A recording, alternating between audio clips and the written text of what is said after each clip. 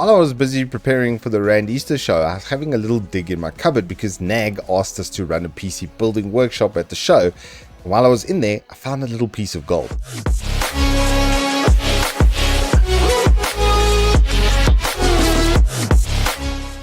This is the little piece of gold that I found. It's a 13-year-old R9 270X, which I had completely refurbished, like brand new, and stuck it in my cupboard and completely forgot about it. A mate had given it to me a couple of years ago now to refurbish and resell, and I forgot, and he was very gracious enough to give it to me.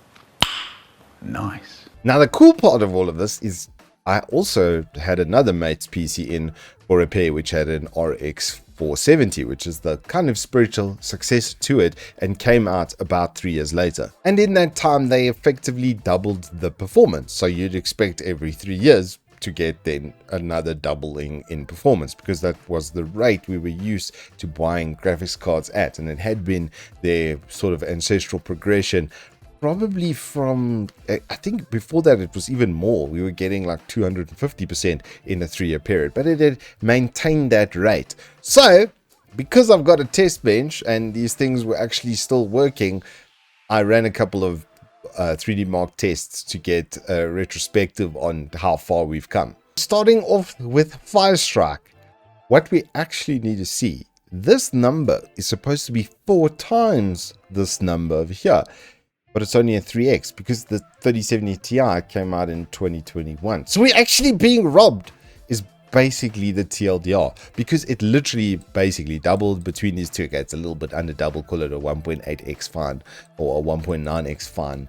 And for some reason, the CPU just decided to have an absolutely blistering moment. So kind of ignore these over here. But you can see that it was all run within the same like days of each other, like back to back like that.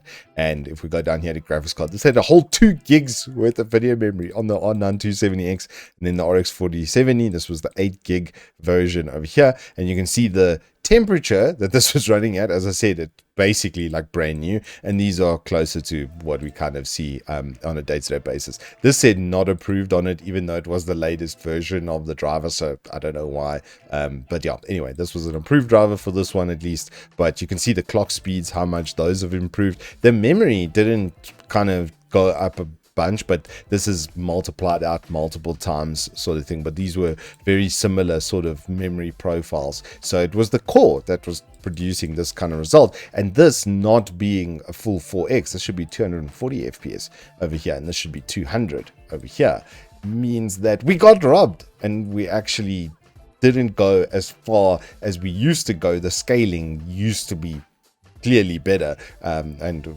again, this is all run on the exact same motherboard, processor, and RAM. I'm literally just swapping out the GPU. But this is a DirectX 11 test. Let's move on to the DirectX 12 test. Now with the DirectX 12 test, we're seeing that scaling being more what it should be effectively, and you probably see this with high resolution gaming results as well, especially between the 470 and the 3070 Ti. If you had to run this at 1440p, then those gaps would probably get even wider, these being 1080p tests. So a crawling 9 fps from the R9 270X, and while it's getting thumped like that, it was only hitting 46 degrees Celsius. So showing like how much cooler they had actually put on that GPU back in the day. And so that's why it's still running even like day one temperatures after a little refurb job. And then you've got 2.5x the performance now, and the same thing over here with the DirectX 12 test. And then finally we get the 4x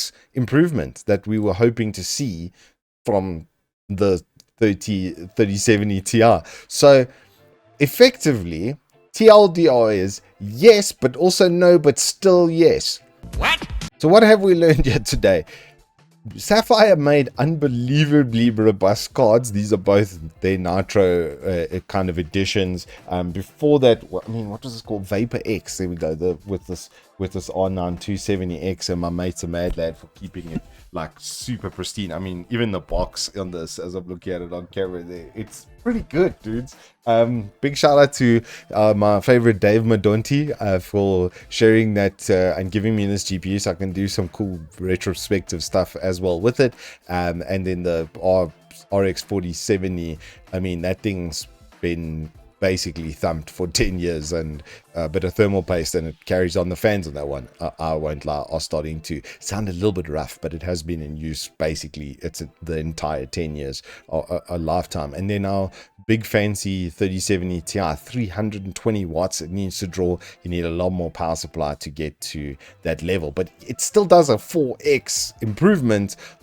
You know, every 3 years we're looking for double the kind of improvement. It shows that kind of actually what a failure 20 series was, because there wasn't a huge bump from a 1070 to a normal 2070. It was just RTX features, because there was basically a lack of competition. And what's interesting is now the 9060 XT is released 6 or 7 years after the RX 470, and it's basically the exact same performance as the 3070 Ti, except where you need more video memory and stuff.